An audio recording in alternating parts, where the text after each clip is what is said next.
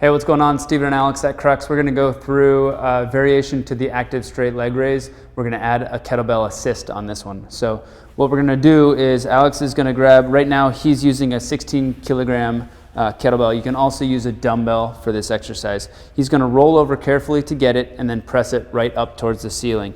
Now this start is going to look very similar to the start to a Turkish get-up, only the legs are going to remain in line. So the loaded arm is loaded, wrist is locked out nice and straight. We don't want to see it extended here, so go ahead and keep that nice and straight. Opposite arm is out to the side for a little bit of stability.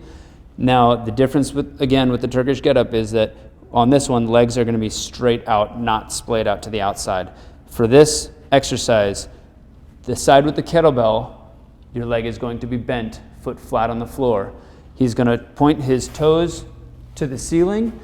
His left leg is going to remain perfectly straight through the knee, and go ahead and raise that up as close to 90 degrees as you possibly can.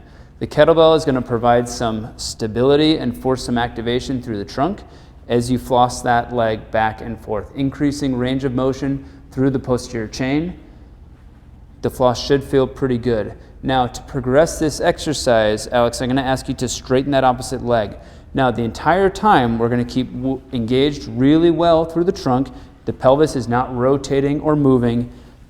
He's not going to arch his back or curl it, right? He's going to keep it engaged in the same position as he's flossing that back and forth. You'll feel this one a little bit more.